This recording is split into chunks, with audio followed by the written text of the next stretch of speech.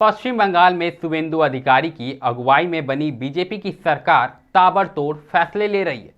इन फैसलों में एक चिकन नेक पर शुवेंदु सरकार का फैसला सबका ध्यान खींच रहा है। शुवेंदु सरकार ने चिकन नेक से जुड़े मसलों पर केंद्र सरकार को बड़ी जिम्मेदारी सौंप दी है।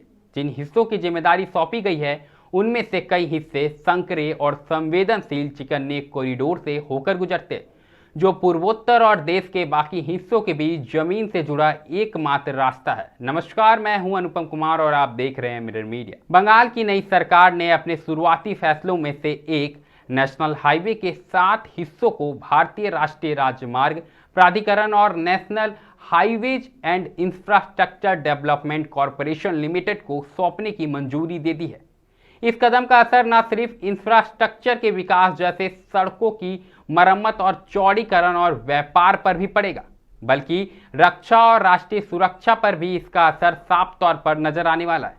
यह ऐसा विषय है जिस पर बीजेपी हमेशा से बात करती रही है। अब केंद्र और बंगाल दोनों जगहों पर बीजेपी सत्ता में है। वहीं सौंपे गए 7 हिस्सों में से 5 सिलीगुड़ी कॉरिडोर से होकर गुजरते हैं। यह 60 किलोमीटर लंबा एक इलाका है जो अपनी सबसे संकरी जगह पर से महज 20 से 22 किलोमीटर चौड़ा है और नेपाल, भूटान और बांग्लादेश के बीच फंसा हुआ है, जबकि इसके उत्तर में सिक्किम के पार चीन स्थित है। इस कॉरिडोर में किसी भी तरह की रुकावट से 8 पूर्वोत्तर राज्यों के साथ कनेक्टिविटी पर साफ तौर पर असर पड़ सकता है। सुरक्षा जानकारों की माने तो इस क्षेत्र से ज्यादा चौड़े और ज्यादा मजबूत हाईवे की जरूरत पर बार बार जोर दिया गया है, खासकर 2017 में चीन के साथ डोकलाम गतिरोध और बार बार होने वाले भूस्खलन को ध्यान में रखते हुए, जिससे अक्सर सिक्किम और पहाड़ी इलाकों से संपर्क टूट जाता है। यह प्रस्ताव केंद्रीय एजेंसियों के बार बार अनुरोधों के बावजूद लगभग 1 साल से ज्यादा राज्य सरकार के पास लंबित है और औपचारिक रूप से सौंपे जाने के अभाव में इन हिस्सों पर काम रुका हुआ था।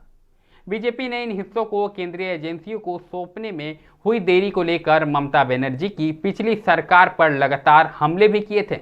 बीजेपी ने आरोप लगाया था कि बांग्लादेश से हो रही अवैध घुसपैठ, जिसे उसने तृणमूल सरकार की ओर से बढ़ावा देने का आरोप लगाया था।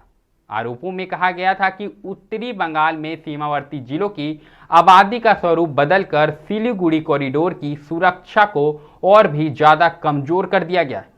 वहीं अब राज्य सरकार में कहीं ना कहीं डबल इंजन सरकार है और कई लंबित योजनाओं को लगातार मंजूरी देकर राज्य की विकास के साथ साथ देश की सुरक्षा को चाक चौबंद करने में जुट गई है। कुल मिलाकर बात करें तो शुवेंदु अधिकारी एक के बाद एक बड़े फैसले ले रहे हैं और उन्हीं फैसलों में से एक बड़ा फैसला चिकन नेक का फैसला है और ऐसे में केंद्रीय एजेंसियों को इसका कार्यभार सौंपना कहीं ना कहीं बहुत बड़ा फैसला माना जाता है। अब देखने वाली बात होगी कि इस फैसले का असर पूर्वोत्तर राज्य और चिकन नेक पर क्या कुछ पड़ता है और क्या कुछ इसका असर आने वाले समय में दिखाई देता है। फिलहाल इस खबर में इतना ही। ऐसे तमाम बड़ी खबरों से लगातार हम आपको अवगत कराते रहेंगे।